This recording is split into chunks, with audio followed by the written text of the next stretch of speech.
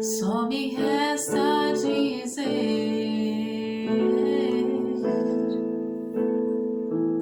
Pai,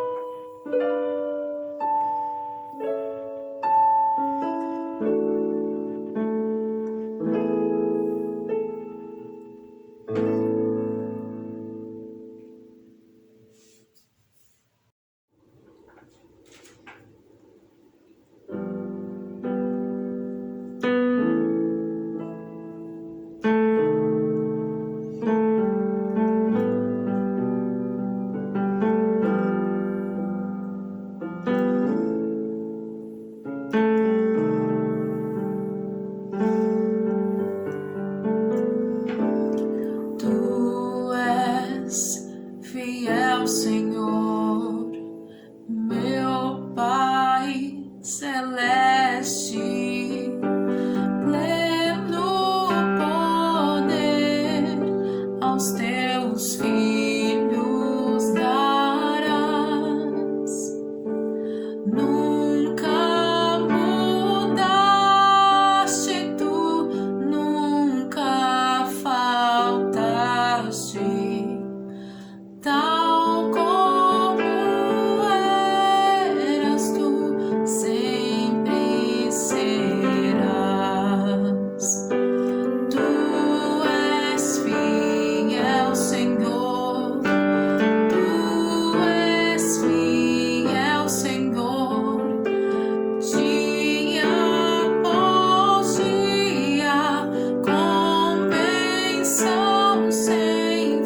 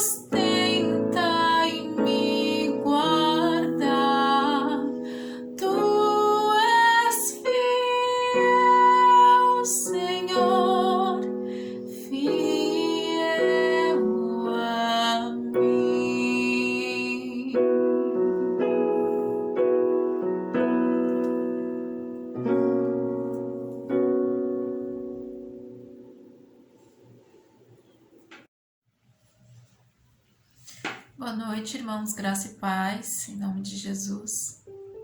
Nessa noite nós queremos te convidar a entoar louvores ao Senhor, e depois nós temos a palavra, um momento de oração, e nós cantaremos sobre a fidelidade de Deus. A Bíblia ela tem muitas promessas de Deus para nós, algumas já se cumpriram e outras estão se cumprindo, e algumas outras ainda irão se cumprir. E tudo aquilo que Deus prometeu, Ele cumpre, porque Deus não é homem para mentir, nem filho de homem para se arrepender. Ele é o mesmo ontem, hoje e será eternamente. Então, nós te convidamos nessa noite a entoarmos os louvores ao Senhor e agradecermos por essa fidelidade dEle, que é constante sobre nós. Amém?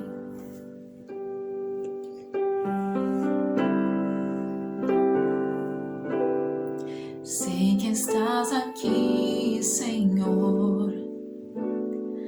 Podes perceber quem sou. Podes ver se há em mim um verdadeiro adorador. A minha oferta eu ofereço a ti, Deus meu, para reconhecer que nada tenho, tudo é teu. Quero te adorar, ainda que a figueira não floresça. Quero te alegrar, mesmo se o dinheiro me faltar.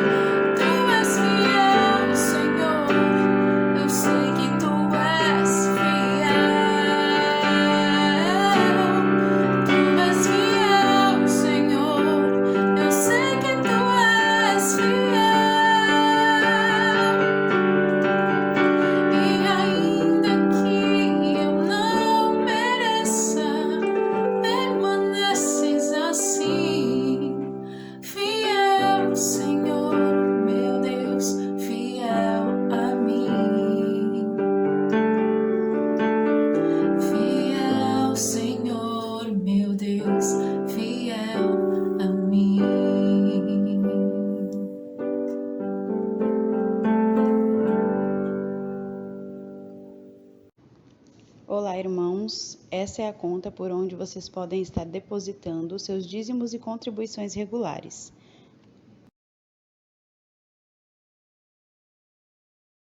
Essa é a outra conta onde os irmãos podem estar depositando as ofertas para a construção do nosso novo templo.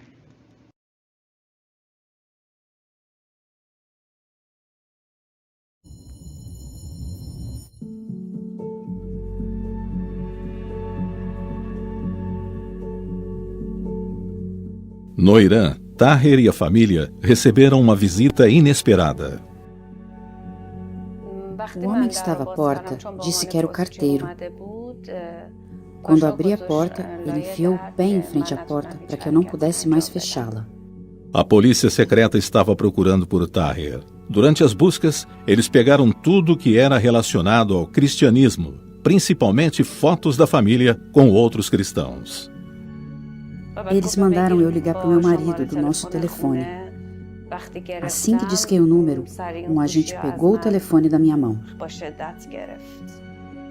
O homem no telefone me chamou pelo meu nome e disse para voltar para casa urgentemente. Quando cheguei em casa, eu vi 4 homens. Eles me algemaram. Bem ali, naquele momento, eu senti Jesus ao meu lado. A polícia secreta interrogou Taher na prisão, pedindo-lhe que revelasse o nome de outros cristãos. Mas ele nunca entregou sequer um nome. Eles me colocaram em uma cela de 2 metros quadrados. Eles me levaram para uma ala cheia de assassinos e prisioneiros perigosos e me perguntaram: "Você quer que sua esposa e filhas venham para cá?"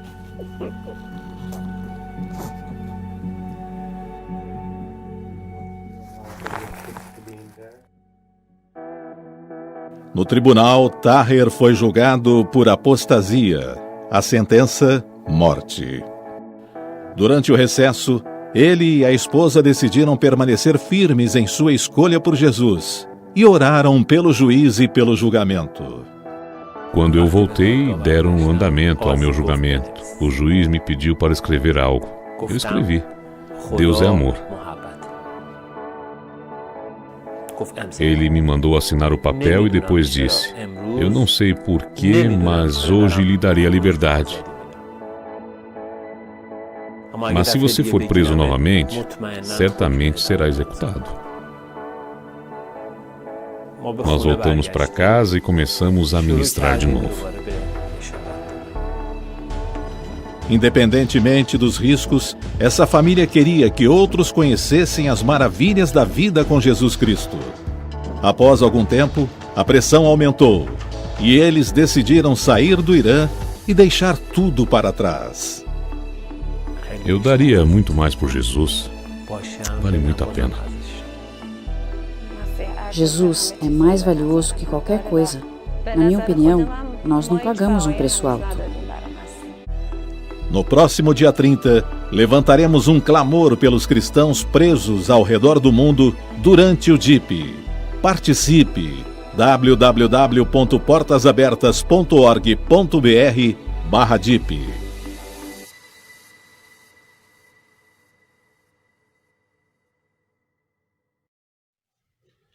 Olá pessoal, graça e paz, tudo bem? Bom, estou aqui preparando o DIP, o Domingo da Igreja Perseguida, que acontece no dia 30 de maio, domingo que vem, e eu quero contar com sua participação. Eu quero contar com sua participação, na verdade, durante toda essa semana, de alguma forma, tá? Nós vamos estar fazendo uma reunião de oração na terça-feira à noite, às 20 horas, pelo Zoom, tá bom? E nesse dia nós vamos estar orando pelos 3 países que estão em ênfase no tema desse ano. O tema desse ano são os cristãos presos por amor a Jesus. E nós vamos orar principalmente pela Eritreia, pela Coreia do Norte e pelo Irã, onde há um número muito grande de cristãos presos, pastores principalmente. Estaremos em oração por esses irmãos. Então, aparece com a gente na terça-feira. O link do Zoom vai estar sendo compartilhado ou nos grupos de célula, né, no WhatsApp, ou no Facebook. Você pode pegar lá na terça-feira e clicar no link às 8 horas. Aqui está o culto infantil que eu estou montando aqui, preparando. Esse vídeo de culto infantil vai sair às 11 horas do domingo, tá bom? Você pode assistir com seu filho, compartilhar com aqueles irmãos que têm crianças pequenas, compartilhe com sua célula, compartilhe com outras igrejas, para que as crianças também se envolvam nessa causa. É muito importante que nós oremos pela igreja perseguida, não só durante o domingo da igreja perseguida. Então, é importante que você ore no dia a dia, tá? No site Portas Abertas você encontra pedidos de oração, o boletim Vamos Orar, ele é disponibilizado na revista Portas Abertas, ele também é disponibilizado em nossos grupos, você pode estar conversando com o seu líder de célula, se você ainda não tem, e todo mês, todos os dias, você pode estar, e eu aconselho você a estar em oração. Então, o culto, a noite de domingo que vem, será um culto especial em relação à igreja perseguida. Pela manhã teremos o culto infantil, às 11 horas, e na terça-feira nós vamos ter um tempo muito interessante de oração, um tempo curto, das 8 às 8h30, vamos orar pela igreja perseguida, tá? Encontre esse link, participe conosco, ore pela igreja perseguida na sua célula também, tá ok? Então, um grande abraço, vejo você no próximo domingo, tá? Vamos encerrar esse momento já com uma oração, não por esse dia, pelas igrejas que vão fazer isso, e também para que isso seja uma bênção para nós como igreja. O texto de Hebreus, que é um dos textos temas, além do texto de Romanos 5, o texto de Hebreus 13 diz assim: lembrem-se do que estão na prisão, como se aprisionados com eles, dos que estão sendo maltratados, como se fossem vocês mesmos que estivessem sofrendo no seu corpo. Então é muito importante que nós estejamos juntos com esses irmãos. Vamos orar rapidinho por esses irmãos? Curve sua cabeça, feche seus olhos. Deus, nós queremos colocar a igreja perseguida diante do Senhor, Pai, pois sabemos que esses irmãos sofrem, Deus, porque estão presos em Teu nome. Muitos são perseguidos simplesmente por cultuarem ao Senhor, por fazerem o culto, por ensinarem para irmãos, Deus, e eles são presos por terem uma Bíblia em suas casas. Então, nós pedimos em primeiro lugar que o Senhor conforte esses corações, que essas pessoas sejam consoladas pelo Senhor, Deus, em nome de Jesus, e que o Senhor providencie, Deus, a libertação desses irmãos da prisão, de acordo com a Tua vontade, Deus. É o que nós pedimos e a nós como igreja, Deus, toca-nos, Deus. Toca-nos para essa causa, Deus. Toca-nos para orarmos por nossos irmãos que sofrem perseguição, Deus. Não só uma causa, mas é a parte do corpo que sofre. É a parte do Teu corpo que sofre e com certeza nós devemos estar juntos com eles em oração. Muito obrigado, Deus, porque nós temos a oportunidade de falar do Teu amor livremente e também de falar sobre o que a igreja tem sofrido. Nós Te agradecemos por isso e pedimos mais uma vez que o Senhor nos leve a buscar ao Senhor em favor dos nossos irmãos. Em nome de Jesus. Amém. Amém. Deus abençoe, meu irmão. Olá, irmãos, graça e paz. Estou passando por aqui para contar para vocês um pouco de como tem sido essa minha primeira semana aqui no campo missionário, dizer para vocês que eu estou muito feliz e grata pelo que Deus tem feito e o que Ele tem realizado nesse tempo na minha vida. Bom, eu cheguei aqui na terça-feira em Parnaíba, né? E na quarta-feira eu já vim aqui para a comunidade de Caiçara. Não ficarei mais na comunidade do Torto, houve uma mudança de planos e eu estou aqui na comunidade de Caiçara, que é do lado ali da comunidade do Torto. Mas estarei realizando os mesmos trabalhos, né? Com o projeto Meu Peixinho, também auxiliando a igreja no louvor e em outros ministérios no que for preciso. Também já tivemos a oportunidade de fazer algumas atividades, algumas visitas em uma outra comunidade chamada Morro do Meio, onde a gente pôde ali estar compartilhando um pouco do amor de Deus na vida de algumas famílias. Lá também tem uma igreja e ali nós pudemos visitar as casas e também as famílias compartilharam conosco, com a nossa equipe, um pouco do que Deus tem feito ali com eles e foi um momento muito, muito bom de ver ali Deus agindo na vida daquelas famílias. Então, se vocês tiverem a oportunidade, orem por essa comunidade de Morro do Meio, também orem pela comunidade de Caiçara, que nós temos alguns desafios aqui para esse ano, para que nós possamos estar andando, né, para frente aqui, avançando em alguns ministérios, como o Ministério de Louvor. Nós vamos começar a ajustar, a dar início a algumas coisas. Há pessoas aqui já prontas e dispostas para estarem participando desse ministério, então orem pela minha vida também nesse novo desafio, que também é conduzir essa equipe de louvor e também ministérios com mulheres, adolescentes e crianças aqui também na igreja. Orem por esses ministérios. Por conta da pandemia está um pouco parado, mas nós cremos que Deus ele tem o controle de todas as coisas, né? E os cultos eles estão acontecendo, as reuniões de culto estão acontecendo, então as pessoas têm vindo à igreja. Então orem pelas pessoas para que eles não desanimem, para que eles continuem avante e seguindo nessa vida cristã, né? Que Deus ele fortaleça os corações dos membros aqui da igreja de Caiçara, e também orem pelas pessoas daqui da comunidade, para que elas possam ver o amor de Deus, encontrar o amor de Deus quando as pessoas daqui da igreja passarem por aqui, por essa comunidade.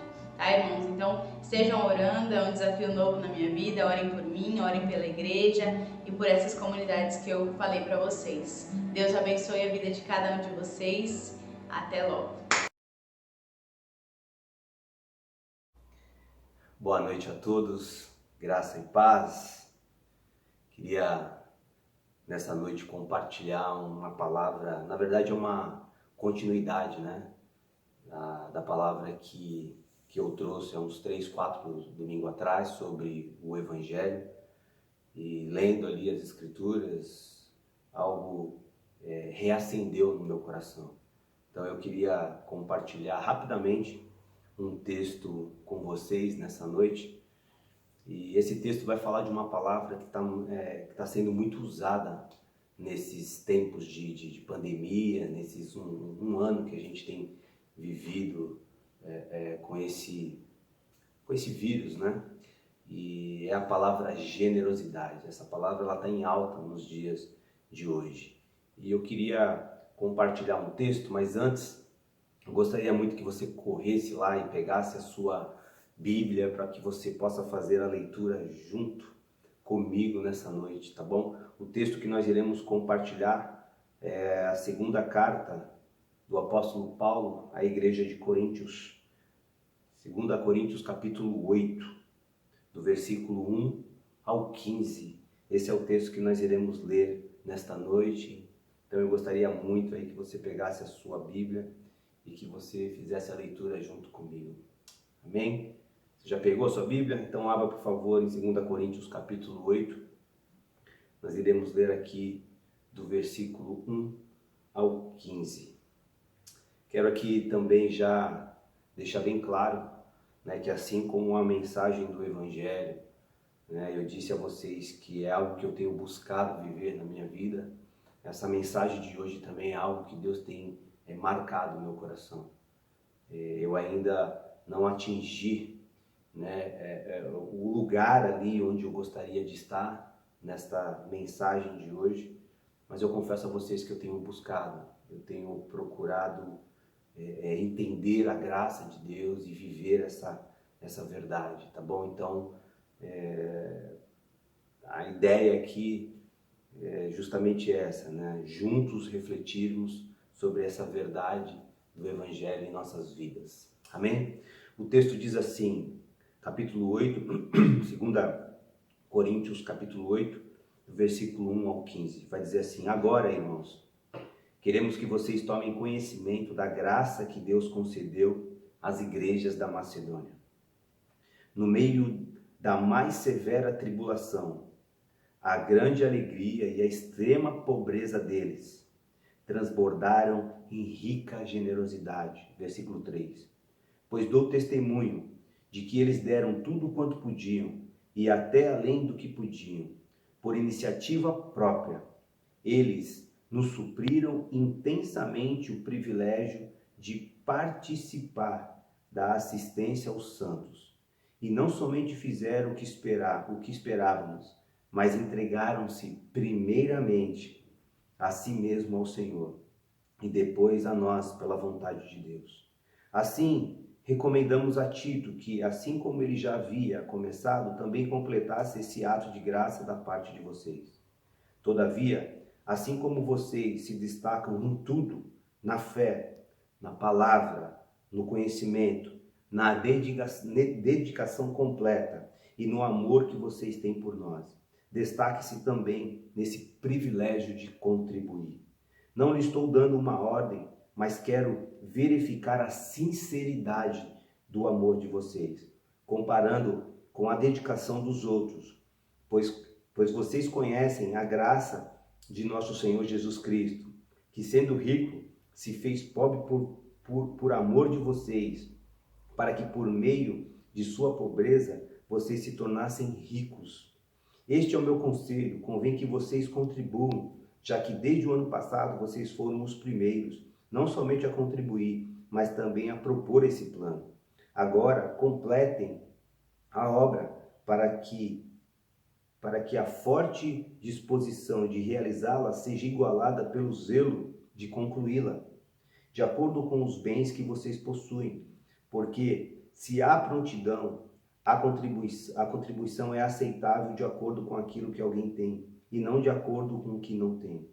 Nosso desejo não é que os outros sejam aliviados enquanto vocês são sobrecarregados, mas que haja igualdade. No presente momento, a fartura de vocês suprirá a necessidade deles, para que, por sua vez, a fartura deles supra a necessidade de vocês. Então haverá igualdade. Como está escrito, quem tinha recolhido muito não teve demais, e não faltou a quem tinha recolhido pouco. Amém, queridos? Que maravilha esse texto, né? Que profundidade, que verdade. Mas antes eu queria orar com vocês. Queria que vocês orassem aí nas suas casas por mim. E eu gostaria de orar aqui por vocês, pedindo para que Deus abençoe a vida de todos vocês e que essa palavra encontre corações receptivos, abertos. Senhor, nós queremos, em nome de Jesus, ó Pai, primeiramente agradecer esse privilégio que é a Tua Palavra, Deus. Os ensinamentos da Tua Palavra. Muito obrigado, Pai. Peço, Deus, em nome de Jesus, que o Senhor, Pai, esteja à frente de tudo aquilo que nós iremos fazer, Senhor, nesta noite, Deus. Quero aqui engrandecer o Teu nome, Pai. Quero dizer, Deus, que nós amamos o Senhor, Deus. E pedimos, ó Pai, que o Senhor esteja no controle de todas as coisas, Pai. Quero repreender toda ação maligna contra as nossas vidas, ó Pai. Quero pedir, Deus, que toda mente, que todo coração, Deus, venha estar totalmente cativo ao Senhor, Deus. E que o Senhor ministre, Deus, a Tua verdade nessa noite, Deus. Aquilo que nós precisamos ouvir, Senhor, com graça, Deus. Senhor, apesar de mim, Deus, usa a minha vida aqui, Deus, como um instrumento valioso em Tuas mãos, Senhor. Nós queremos, ó Pai, que Tu és um Deus de milagres, Senhor. Nós queremos, ó Pai, que o poder da Tua palavra, Deus, ela vem no nosso coração, Pai, e divide, Senhor, as coisas dentro de nós, Pai. Então, Deus, que assim seja, Deus, que o Senhor esteja removendo, Senhor, tudo aquilo que não pertence, Deus, ao Senhor no nosso coração. E que nessa noite, Deus, cada um venha receber de acordo com aquilo que precisa, que necessita, Deus, em nome de Jesus, Pai. É o que eu oro, Pai, já agradecendo ao Senhor, Deus. Supre, Pai, as nossas necessidades, Pai. Visita, Deus, o necessitado nesta noite, Deus. Em nome de Jesus, Pai. E vai, Senhor, derramando da Tua graça e do Teu poder sobre a vida de cada um deles e das nossas vidas também, Pai. Porque reconhecemos, Pai, que somos também necessitados, Pai. Necessitados do Senhor, da Tua graça, do Teu amor e do Teu poder, Pai. Que assim seja, em nome de Jesus, nessa noite, Pai. Agora é com o Senhor, Deus. Amém. Amém, queridos. O contexto desse capítulo, do capítulo 8 e também do capítulo 9, o apóstolo Paulo vai nos mostrar a triste situação que acontecia na igreja em Jerusalém. Veio para aquela igreja, eles estavam vivendo um momento muito difícil, um momento de fome, um momento de crise, sabe? Os irmãos daquela igreja, eles estavam passando grandes necessidades. Então Paulo estava supervisionando as igrejas que ele havia fundado. Estava pedindo uma oferta especial para aquela igreja em Jerusalém. Então Paulo escreve esses 2 capítulos da carta para incentivar a respeito dessa oferta e lembrá-los que é preciso conhecer o Evangelho que nos move a generosidade através da graça de Deus. Jonathan Edwards, ele vai falar algo que é muito interessante e eu quero aqui mostrar isso para vocês. Jonathan Edwards era um pregador teólogo do século XVIII, repetidamente mostra como o entendimento ao padrão e lógica do Evangelho inevitavelmente nos move para o amor e a ajuda ao pobre. Então, quanto mais você conhece a Deus, quanto mais você conhece a história de Cristo, quanto mais você conhece esse evangelho, mais esse evangelho te move a ser generoso. Enquanto o Edwards acredita que o mandamento para dar ao pobre é uma implicação do ensino da palavra de Deus, ele acredita que a mais importante motivação para sermos generosos é o evangelho. Doar àquele que necessita é especialmente razoável, considerando nossas circunstâncias. É muito importante isso, considerar as nossas circunstâncias debaixo de tamanha dispensação da graça que é o evangelho. Mas a verdade é que muitas das vezes nós nos esquecemos dessas verdades, nós nos esquecemos do evangelho, das boas novas de Jesus Cristo. E damos lugar à cobiça, à avareza, ao orgulho em nosso coração, ao egoísmo. Nos permitimos, mesmo dentro da igreja, a termos atitudes que mais parecem ao sistema mundano do que propriamente aos ensinamentos de Jesus Cristo, aos ensinamentos do Evangelho. Então, por exemplo, o Evangelho vai nos ensinar que quanto mais nós damos, o Evangelho vai nos ensinar que é melhor dar do que receber. O Evangelho de Jesus Cristo vai nos ensinar que o servir é melhor do que o ser servido. Jesus, ele nos ensina isso. Todo o tempo que Jesus caminhou na terra, ele estava ministrando ao coração dos discípulos, ele estava ministrando ao coração daqueles que estavam ao seu redor. Jesus vai ensinar que aquele que quer ser maior, que procure ser o menor. Jesus vai ensinar para que eles viessem a amar os vossos inimigos, perdoar 70 vezes 7, o mesmo erro, a mesma pessoa. Então Jesus, no Sermão da Montanha, vai dizer que felizes são os pobres de espíritos, aqueles que olham para dentro de si e reconhecem a sua pobreza, reconhecem a sua dependência do seu Deus, do seu Senhor. Então Jesus vai ensinar que é possível sim chorar com os que choram, é possível sim se alegrar com aqueles que se alegram, mas parece que à medida que o tempo vai passando, à medida que a gente acaba entrando no meio de uma correria do dia a dia, e a gente vai deixando esse evangelho de lado, coisas que vão bloquear essas verdades vão se alojando em nosso coração. Alguns estão esquecendo dessas verdades, da graça de Deus. O evangelho, ele vai nos mover a sermos cada dia mais imitadores de Cristo. Olhando para o texto, logo no versículo 1, queria que você olhasse aí junto comigo. Versículo 1 do capítulo 8, vai dizer assim: agora, irmãos, queremos que vocês tomem conhecimento da graça que Deus concedeu às igrejas da Macedônia. As igrejas da Macedônia era a igreja de Filipe, era a igreja de Tessalônica e ali da região ali da Bereia. Então a primeira coisa que me chama a atenção já no versículo 1 é que contribuir é uma graça concedida por Deus. Olha que lindo isso.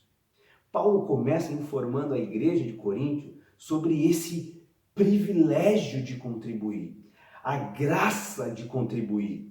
Talvez essa seja uma graça que muitos de nós não costumamos pedir em nossas orações. Nós pedimos graças para tudo, agradecemos as graças recebidas, pedimos uma graça a ser recebida, mas essa graça de ser generoso, essa graça de poder contribuir, muitas das vezes esquecemos de pedir e talvez nunca lembramos disso. Que contribuir é uma graça de Deus. Paulo está mostrando para essa igreja que essa graça é um favor dado somente por Deus. Que as igrejas em Macedônia, elas tiveram essa iniciativa, essa generosidade movida pelo resultado do Evangelho, da graça de Deus, fruto do Espírito Santo no coração deles. Sabemos como é difícil as pessoas converterem o seu bolso.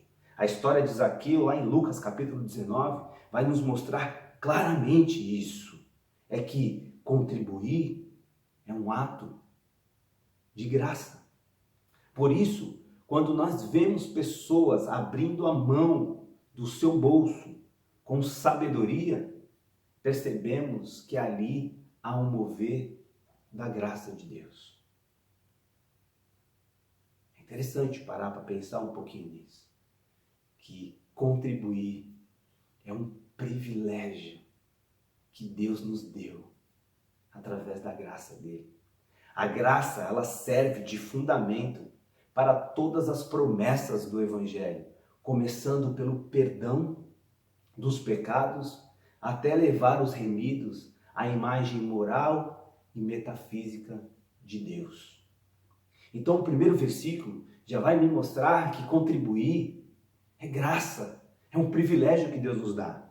No versículo 2, eu queria que você lesse comigo também, vai dizer assim: no meio da mais severa tribulação, a grande alegria e a extrema pobreza deles transbordaram em rica generosidade.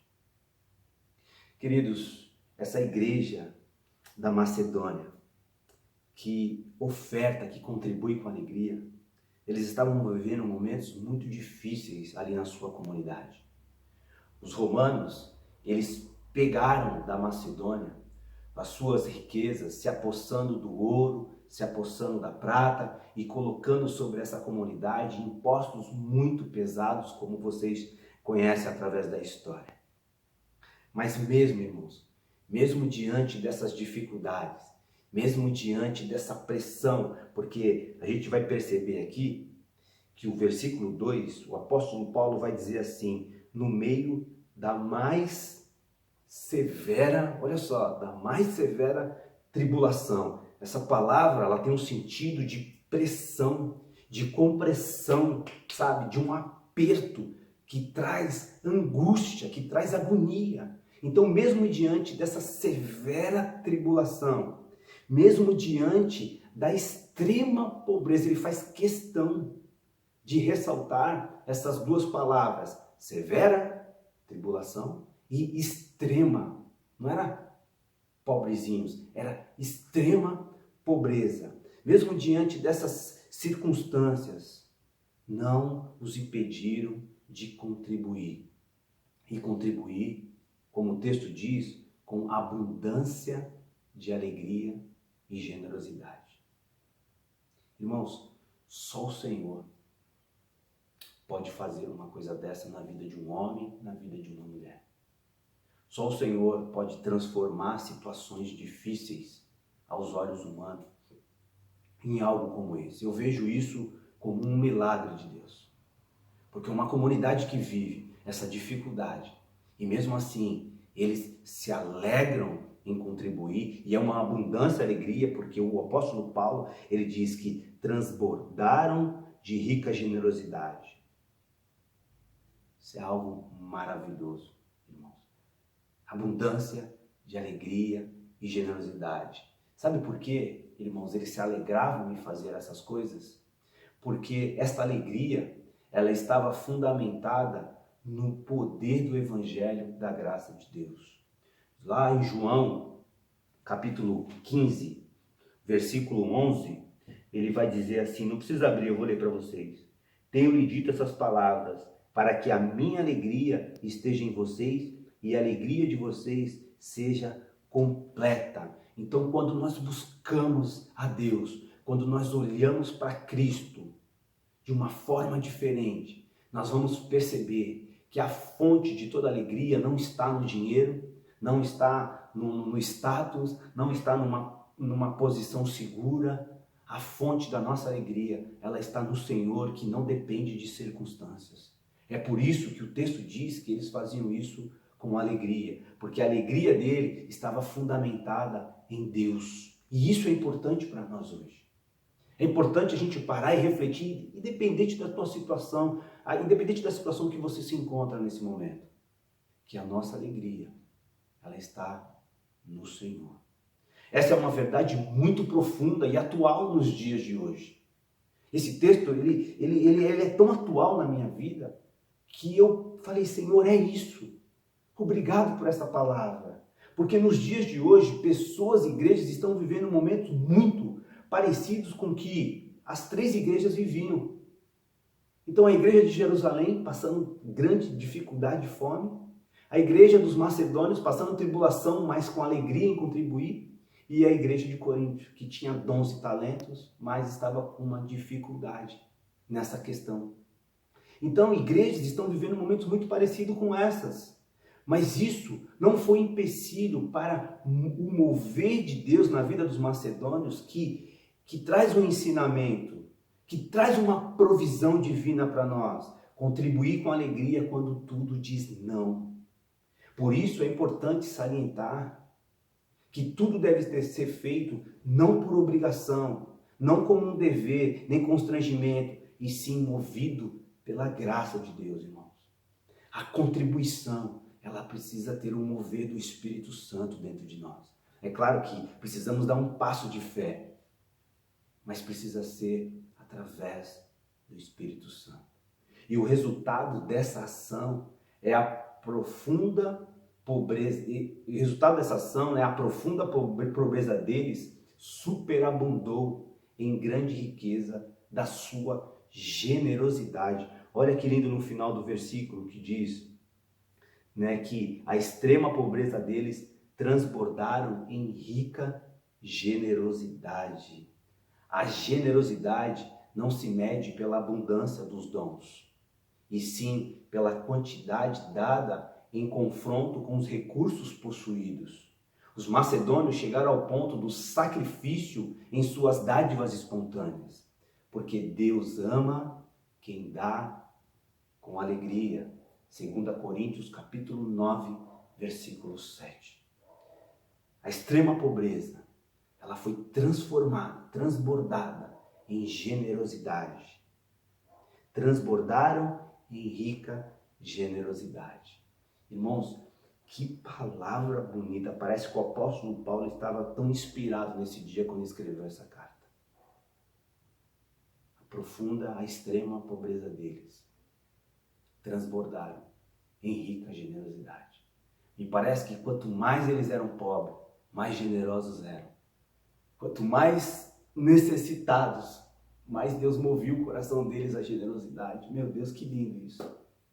A terceira coisa que me vem ao coração é que um pouco dessa graça dentro do capítulo 8 e 9 dessa carta de 2 Coríntios é o que me chama a atenção. O capítulo 8 e 9 nos traz o conceito de mordomia, que já foi pregado aqui, acho que há uns 8, 9 domingos atrás. Né? Não sei se você lembra da mensagem, né, do mordomo de Deus, aquele que toma conta da casa do seu Senhor, aquele que distribui, sabe, ali, aqueles utensílios, os alimentos da casa aos seus senhores e ao filho dos seus senhores. Então, o capítulo 8 e 9 de 2 Coríntios nos traz o conceito de mordomia, pois a contribuição para que a obra de Deus avance, o auxílio aos necessitados, tem a sua motivação correta na graça, sempre na graça de Deus. Foi a graça de Deus que moveu Jesus a descer, a se sacrificar e morrer para que nós vivêssemos. Jesus, rico, se tornou pobre por nós. Então o versículo 3 vai dizer assim: pois dou testemunho de que eles deram tudo quanto podiam e até além do que podiam, por iniciativa própria. Eles deram tudo que podiam e além do que podiam, por iniciativa própria, por voluntariado, por vontade própria. Ninguém foi lá pedir, ninguém foi implorar, não foi um aviso. Eles ficaram sabendo da necessidade daqueles irmãos daquela igreja. E por iniciativa própria, mesmo sem condições, deram o que tinha e até muito mais do que isso. A contribuição, ela foi feita não por pena, nem porque eles simpatizavam com aquelas pessoas, mas por causa de uma comunidade que estava sendo transformada pelo poder do Evangelho. Comunidades que estão sendo transformadas pelo poder do Evangelho. Elas contribuem naturalmente, porque elas entenderam o que é a graça de Deus em suas vidas. Quando eles não mereciam nada, Cristo o amou primeiro. Os amou, né? Primeiro. e os resgatou. Eles entenderam que amar pessoas é graça de Deus, é um mandamento do Senhor. Versículo 4 vai nos dizer exatamente isso aqui que o apóstolo Paulo escreveu. Eles nos suplicaram insistentemente o privilégio de participar da assistência aos santos. Olha só, suplicaram intensamente o privilégio. Eles imploraram, eles pediram, olha, nos deixa participar, eu quero participar. Esse verso nos ensina quão supremo é o privilégio de contribuir, de dar, de ajudar, de servir. Eu quero aqui abrir aqui, né? Eu quero colocar algo que eu vou falar entre parênteses aqui. Na célula a gente conversa muito sobre essas coisas. Fazem 4 encontros, tirando esse última sexta-feira. Nossa célula se reúne toda sexta-feira. Os últimos 4 encontros, nós falamos muito sobre essa palavra generosidade. Falamos muito sobre essa questão do dar, né, que é melhor dar do que receber. E a gente sempre brinca ali com eles, né, que olha, o dar é um privilégio tão grande de Deus que nós deveríamos toda sexta-feira correr um na frente do outro para servir, para trazer uma palavra, para trazer uma oração, sabe? Porque é um privilégio servir. Então, assim como a igreja dos macedônios aqui, eles suplicaram insistentemente o privilégio de servir de alguma forma. Para eles, esse tipo de conduta nunca seria uma carga, ou um dever, ou uma obrigação, mas sim um prazer, um privilégio. Antes, imploraram o favor de ajudar aqueles irmãos de Jerusalém, porque entenderam a bem-aventurança, o mais do que feliz, do dar que é melhor do que o receber. Pois descobriram o favor, o privilégio, descobriram uma graça que lhes foram concedida. Então, irmãos, olha, nós temos o privilégio de dar, nós temos o privilégio de contribuir. Então, faça isso. Procure ver isso através das Escrituras. Sabe, olha, ninguém precisa mandar. Sabe, você vai porque você entende as coisas do Senhor. No versículo 5, e não somente fizeram o que esperávamos, mas entregaram-se primeiramente a si mesmo ao Senhor. Na minha opinião, esse versículo 5, ele mostra uma coisa que é de extrema importância. É o segredo, na minha opinião, da contribuição voluntária, do desejo de servir, de dar, sabe? Que é, primeiramente, eles se entregaram ao Senhor. Primeiramente, buscar o Senhor. Primeiramente, entregar a vida ao Senhor.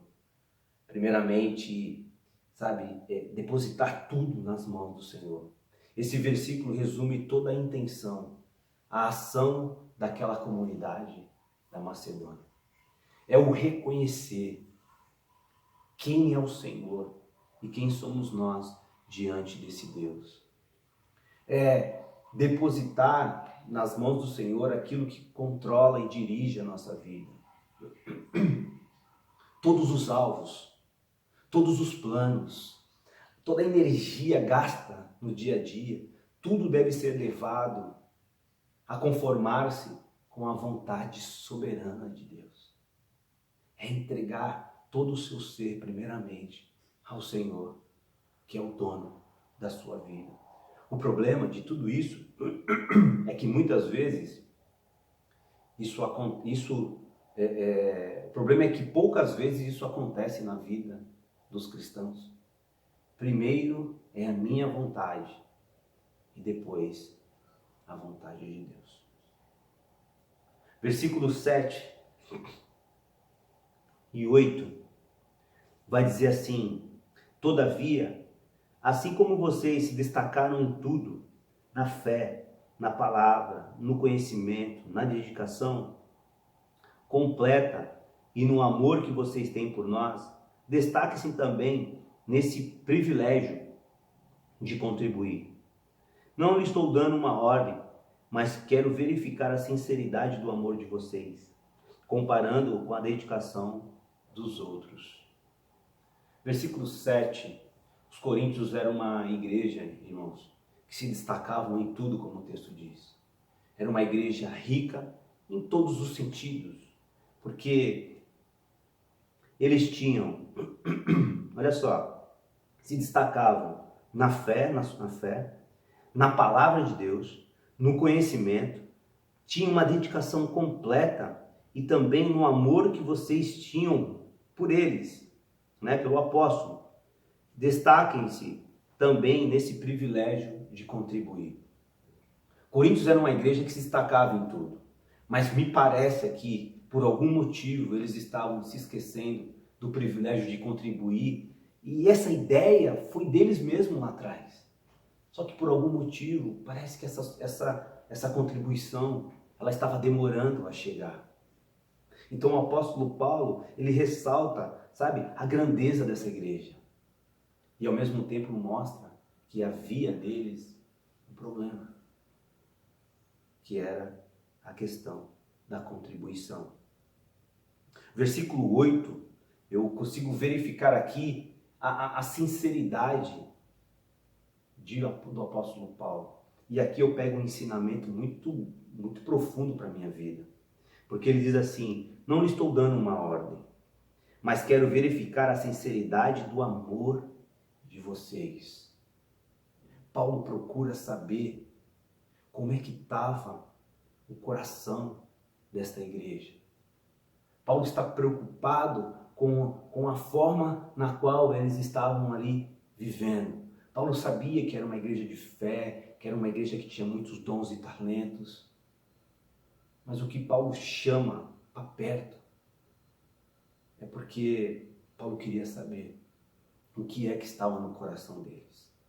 Que linda essa declaração do apóstolo Paulo. Eu quero saber o que está sendo gerado no coração de vocês, em comparação com os outros, em comparação com a igreja da Macedônia. Eu peguei um ensinamento muito profundo nesse versículo para a minha vida. E saber o que está sendo gerado no coração de vocês. Versículo 9. Pois vocês conhecem a graça de nosso Senhor Jesus Cristo, que sendo rico se fez pobre por amor de vocês, para que por meio de sua pobreza vocês se tornassem ricos. Pois vocês conhecem a graça de nosso Senhor Jesus Cristo. A igreja de Coríntios, ela tinha sido muito bem ensinada. Então eles sabiam muito bem quem era Jesus Cristo e o que Jesus Cristo havia feito pela vida deles. Então conheceis. Eu lembro do texto de Oséias, quando Oséias diz assim que, olha, conhecer e prosseguir em conhecer o Senhor. Paulo declarou-lhes a graça de Cristo. E os coríntios a conheciam por experiência. Como o grego evidencia, não apenas como um dogma, mas parece que eles haviam se esquecido dessa verdade em prosseguir, em conhecer o Senhor e viver para a glória de Deus. E aí, o apóstolo Paulo havia usado a igreja na Macedônia como um exemplo e agora usa Cristo para trazer uma reflexão muito mais profunda do que é a graça de Deus. E aí ele diz assim, Jesus, sendo rico, Paulo faz uma alusão à pré-existência de Cristo, que está lá em João, capítulo 17, versículo 5. E também em Filipenses, capítulo 2, versículos 6 ao 7. Como Cristo, ele era o Criador, foi o Criador e Rei do universo. João, capítulo 1. João, capítulo 1, versículo 1 e 2. No entanto, sua vida terrestre foi de extrema pobreza. Mateus capítulo 8, versículo 20 vai nos mostrar isso. Suas riquezas consistiam da natureza e dos atributos da divindade. Colossenses capítulo 1, versículo 15 e 17 vai dizer assim: o qual é a imagem do Deus invisível, o primogênito de toda a criação, porque nele foram criadas todas as coisas que há nos céus e na terra, visíveis e invisíveis, sejam tronos, sejam dominações, sejam principados, sejam potestades. Tudo foi criado por ele e para ele. E ele é antes de todas as coisas, e todas as coisas subsistem por ele. Então Paulo começa a lembrá-los aqui da riqueza de Cristo e daquilo que ele abriu mão para poder descer e se tornar pobre. E aí ele diz assim, que se fez pobre. O tempo verbal utilizado nesse versículo salienta a ação de se tornar pobre, extremamente pobre. Cristo se esvaziou tão plenamente que nada reteve das riquezas que lhe pertenciam. Ele tomou sobre si a natureza humana e se sujeitou às limitações da humanidade. Mesmo sendo Deus, ele se tornou pobre a ponto de não fazer nada de si mesmo. João capítulo 5, versículo 19 vai dizer assim, mas Jesus respondeu e disse-lhes, na verdade vos digo, que o Filho por si mesmo não pode fazer coisa alguma, se o não vir fazer o Pai. Porque tudo quanto ele faz, o Filho o faz igualmente. A Bíblia, ela nos mostra, através do Evangelho, que Jesus se identifica muito com o pobre. Como mencionado anteriormente, isso significa que no dia do julgamento, Deus estará pronto para julgar as pessoas através da atitude delas também para com os pobres. Em Mateus capítulo 25, Deus identifica-se com o pobre. Contudo, na encarnação e morte de Jesus, ele se identificou literalmente. Filipenses capítulo 2, versículos 5 a 11. É um texto muito conhecido nosso, quando diz que ele se esvaziou, assumiu a forma de homem, de servo. Jesus nasceu em uma manjedoura. Em sua cerimônia de circuncisão, a família de Jesus podia ofertar apenas o mínimo, que era o requerido ao pobre. Isso está registrado em Lucas capítulo 2, versículo 24. Durante seu ministério terreno, Jesus disse, as raposas têm covis e as aves do céu têm ninhos, mas o Filho do Homem não tem onde reclinar a cabeça. Mateus 8, capítulo 20. E no final de sua vida, ele foi para Jerusalém, montando em um burrinho emprestado, e passou sua última noite em um quarto emprestado. E quando morreu, foi enterrado numa tumba emprestada. Por causa da cruz, ele foi despojado de tudo. Tudo isso eu estou lendo por causa de nós, mas os coríntios já sabiam de cor e salteado toda essa história.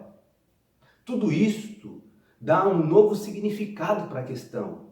Senhor, quando foi que te vimos com fome ou com sede, ou estrangeiro, ou nu, ou enfermo, ou na prisão, e não te servimos? Mateus capítulo 25, versículo 44. E a resposta é, na cruz, quando ele morreu entre os ladrões e marginalizados. Não espanta que Paulo nos ensina que somente quando entendemos a graça de Deus, somente quando entendemos essa verdade de quem foi Cristo e como ele viveu na terra por nós, somente quando entendemos a graça de Deus, que Jesus se tornou pobre para nós nunca mais iremos olhar para o pobre da mesma forma. Jesus nos mostra um amor incondicional. Será que merecemos a misericórdia de Deus? Com certeza não. Mas Deus nos amou, sendo nós pecadores, desprezíveis e merecedores da condenação eterna. Ele nos amou. Por que então criamos um sistema meritocrático em nossas vidas? Afirmamos muitas vezes o seguinte: só vamos ajudar os pobres que realmente merecem receber ajuda. Existem pobres que não merecem, principalmente se ele não for da igreja. Cuidado ao usar a palavra merecedor quando falamos em misericórdia. Se alguém não fosse digno o suficiente para merecer, será que estaremos agindo com misericórdia de verdade? Ter compaixão significa ter a capacidade de sentir o que a outra pessoa sente. Cristo nos amou, foi gentil conosco e estava buscando nos aliviar, mesmo nós que éramos maus e odiosos, com uma disposição má, não merecíamos nenhum bem. Então nós devemos querer também ser gentil para aqueles que têm uma disposição ruim e que não são dignos. Se eles estão deixando a desejar por causa de uma preguiça viciosa ou prodigalidade, ainda assim não estamos dispensados de toda a obrigação de aliviá-los. a menos que continuem nos vícios. Se não continuar nos vícios, a regra do Evangelho nos direciona a perdoá-los. Cristo, que nos amou e grandemente se despojou para nós, aliviar da necessidade e miséria que nós levamos a nós mesmos pela nossa própria loucura e maldade. Nós incessantemente e perversamente jogamos fora essas riquezas que nos foram muitas vezes fornecidas. O cristão que compreende a graça de Deus não desiste precipitadamente de um necessitado. A misericórdia de Cristo não foi baseada em merecimentos, foi concedida para nos tornarmos dignos. Assim também devem ser os nossos gestos de misericórdia. Eles não podem ser estendidos somente a quem satisfaz certo padrão de merecimento. Lucas capítulo 6, versículo 32 e 38 vai nos mostrar isso. Jesus nos mostra a generosidade espontânea. E é isso que o apóstolo Paulo está tentando fazer os coríntios lembrar. Que foi espontânea essa atitude de Cristo. Cristo resolveu, escolheu descer e se tornar pobre por nós, de forma voluntária, de forma espontânea, puro amor. E assim como Cristo fez isso por nós, nós também devemos fazer isso pelos outros. Muitas vezes nos tornar pobres para que os outros vivam uma vida melhor. Cristo se sacrificou para nos ensinar que muitas vezes nós também devemos nos sacrificar. Devemos sacrificar o nosso tempo. Devemos sacrificar, muitas das vezes, os nossos desejos. Devemos sacrificar, muitas vezes, aqueles momentos de lazeres para poder socorrer alguém que precisa, que necessita. Cristo nos ensinou estas verdades para que hoje pudéssemos viver felizes e alegres no Senhor. É isso que o apóstolo Paulo está tentando lembrá-los e movê-los a ser generosos. A misericórdia não pode ser resposta a um mandamento. Ela é a generosidade que transborda em resposta à misericórdia que recebemos de Deus. O quanto você tem se preocupado com os menos favorecidos, principalmente nesse tempo de pandemia. Não quero gerar nenhum sentimento de culpa no seu coração, mas sim uma generosidade espontânea, movida pela graça de Deus, movida por essa verdade do Evangelho, que Cristo se tornou pobre para que eu fosse rico. Irmãos, há um tempo atrás também pregamos sobre a herança, lembra? Sobre a herança. Nós temos uma herança em Cristo. Nós somos herdeiros com Deus e co-herdeiros com Cristo. Nós somos ricos, irmãos. Ricos. Não nos falta nada. Tudo que temos está no Senhor, que é o dono do ouro e da prata, da alegria, da paz. Essa fonte é inesgotável, basta você ir e buscar. Que sejamos como os irmãos das igrejas da Macedônia, quando se uniram para ajudar os irmãos em Jerusalém. 2 Coríntios capítulo 8, do versículo 1 ao 5. Quanto mais profunda for nossa experiência com a graça de Deus, mais generosos nós devemos ser. Isso é fruto de um novo coração. Para que vós tornasseis rico, diz o texto. Cristo veio para libertar os seres humanos da pobreza que resulta de buscar as falsas riquezas, para nos libertar da mentira e do engano desse mundo. Em Cristo e por meio de Cristo as pessoas conseguem discernir o verdadeiro valor da vida, o que é que verdadeiramente importa, e recebe o privilégio de se tornarem ricas nele, pois herdam todas as coisas. Mateus capítulo 6, versículo 20 vai dizer assim, olha, não acumule tesouros nessa terra. Romanos capítulo 8, versículo 17 vai dizer que nós somos herdeiros de Deus e co-herdeiros com Cristo.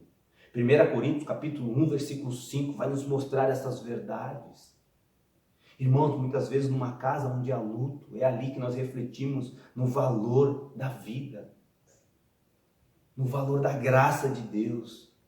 Essa graça, esse amor que nos salvou e nos deu direito à coisa mais preciosa que é a vida eterna. Versículo 13, ele vai dizer assim: nosso desejo não é que os outros sejam aliviados enquanto vocês são sobrecarregados, mas que haja igualdade. Então, a ideia não é você se desfazer de tudo para ajudar o outro e você ficar sobrecarregado passando. Não. Mas que haja igualdade. Porque quando você dá, você faz o outro feliz e ao mesmo tempo você é feliz também. Existe uma igualdade. Mas que essa igualdade, esse entendimento só vem através do Espírito Santo de Deus. Então, irmãos, para terminando na verdade,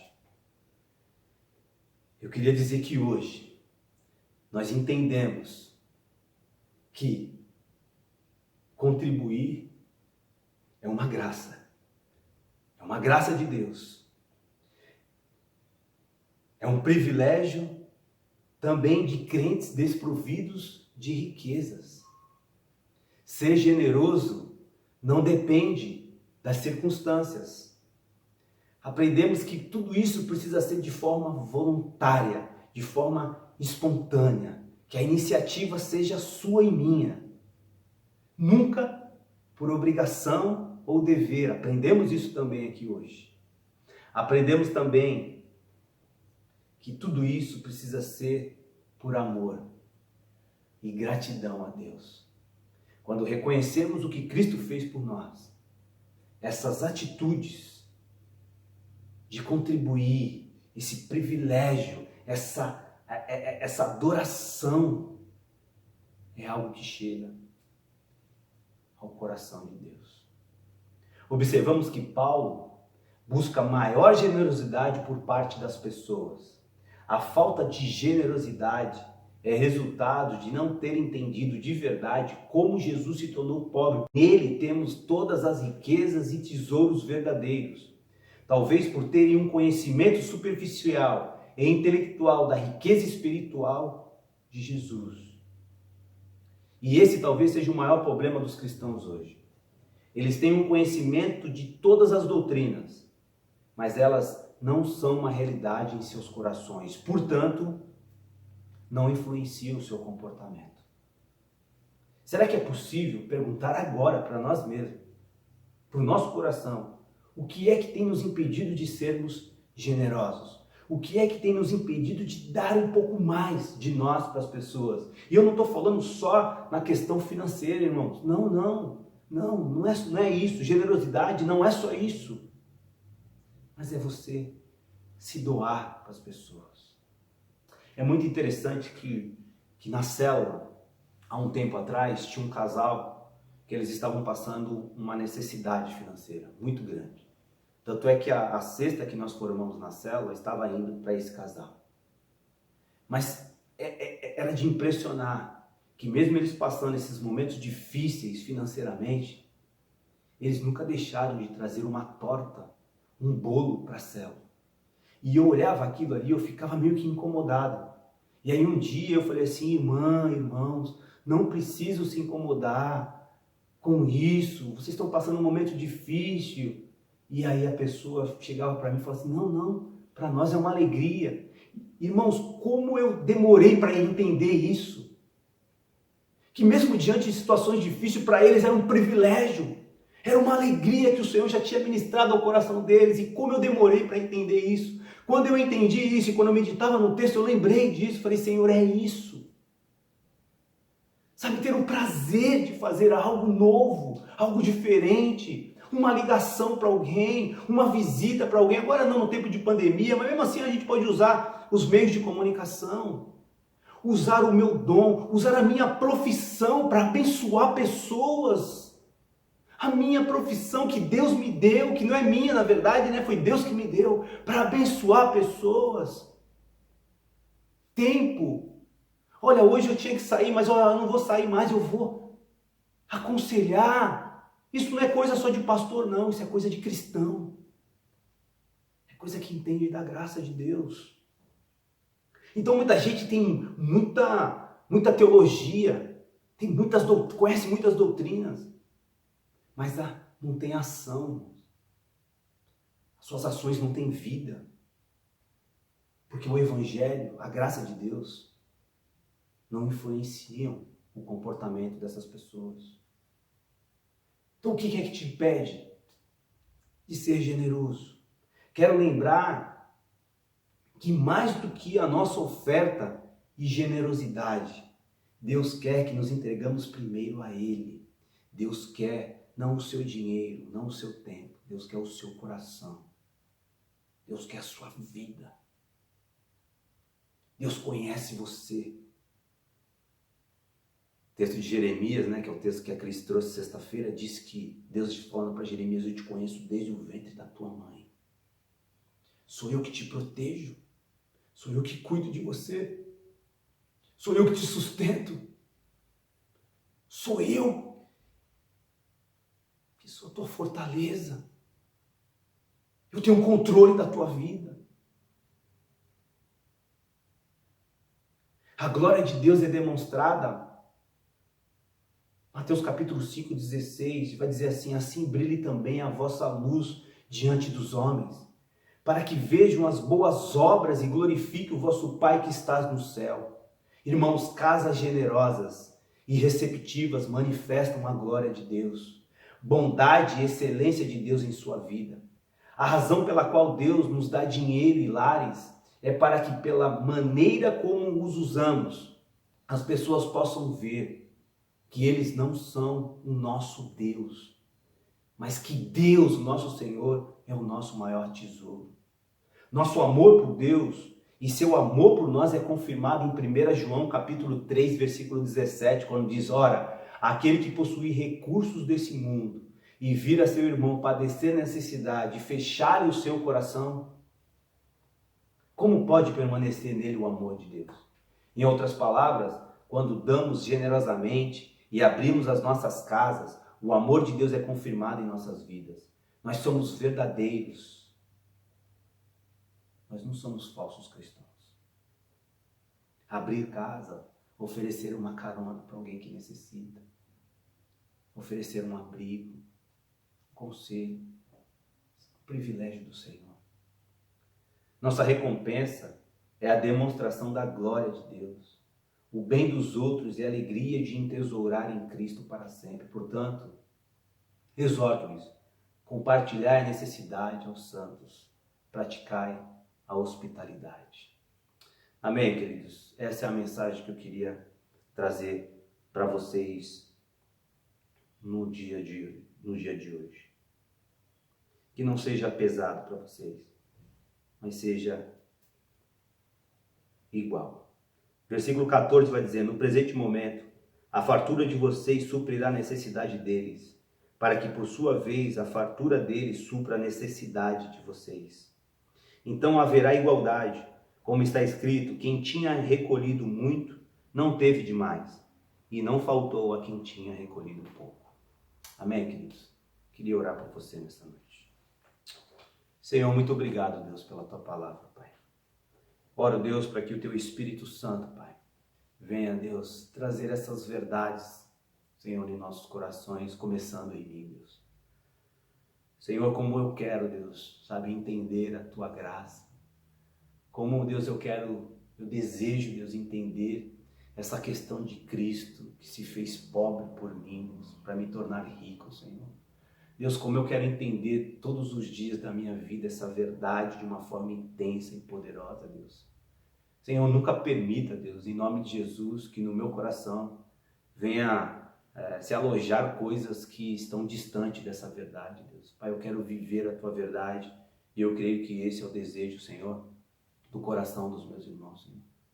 Estamos vivendo um momento de pandemia, Deus, momento de perdas de emprego, momento de pessoas que estão necessitadas, pessoas que já não conseguem mais contribuir, dizimar, Senhor, não conseguem ajudar o necessitado, pessoas que hoje estão vivendo como aquela igreja em Jerusalém, estão necessitando, Senhor, de uma oferta, de uma contribuição dada do alto pelo Senhor. E, Pai, eu tenho certeza, em nome de Jesus, que o Senhor levantará igrejas, Pai, e esse é o desejo do meu coração, que a Igreja Batista de Vila Joque seja a igreja da Macedônia, Senhor, seja como os irmãos macedônios, ó Deus, que mesmo diante de grande tribulação, de extrema pobreza, Pai, eles entenderam o privilégio, Deus, de dar, eles entenderam o privilégio, Deus, de contribuir, sabe? Eles entenderam, Deus, sabe, que isso é graça do Senhor, Deus, e que assim seja também nas nossas vidas, ó Pai. Muito obrigado, Deus, por esse ensinamento, Deus, que o Senhor usou lá no passado, Deus, sabe, através da vida do apóstolo Paulo na igreja de Coríntios, que hoje serve para nós, parece ser tão atual nos dias de hoje, Deus.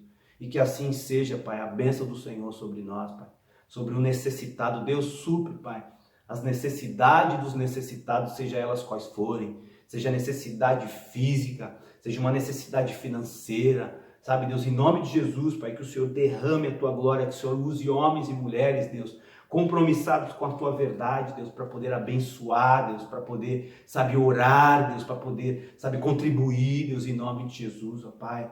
Senhor, Deus, abençoa o necessitado nessa noite, abençoa, Deus, os enfermos da nossa igreja, Pai. Visita aqueles que estão com dor agora, no nome de Jesus, Pai. Deus, traz a cura no nome de Jesus. Vai tocando, Senhor, nos membros, nos órgãos, Pai. Vai tocando, Senhor, naquela região que tem provocado essa dor, Deus. E vai trazendo a cura do Senhor. Seja uma dor de cabeça, uma enxaqueca, Deus. Sabe, Deus, seja algo nas vias urinárias, nas vias sanguíneas, Deus. Faz os teus milagres nesta noite em nome de Jesus, ó Pai. Nós te pedimos, Pai, a cura do Senhor, Deus, para aqueles que estão doentes nessa noite, Deus. Pedimos, Pai, no nome de Jesus, Pai, uma visitação toda especial, Deus. É o que eu oro já agradecendo ao Senhor, Deus. E que essa palavra, Deus, ela venha, Senhor, fazer, sabe, o seu efeito, Deus. Que o teu Espírito Santo esteja falando, Deus, profundamente ao coração daquelas pessoas, Deus, que o Senhor quer ministrar, Deus. Senhor, eu não posso falar, eu não posso fazer, eu não tenho poder, Deus, para isso, mas o Senhor tem. Aquele que habita em mim tem, Deus. Aquele que me escolheu para estar aqui tem. Então vai, Senhor, em nome de Jesus, Espírito Santo, fala ao coração da tua igreja. Essa é a nossa oração, Senhor, nesta noite. Em nome de Jesus, amém. Que Deus abençoe a vida de vocês e dê para vocês uma ótima semana. Amém?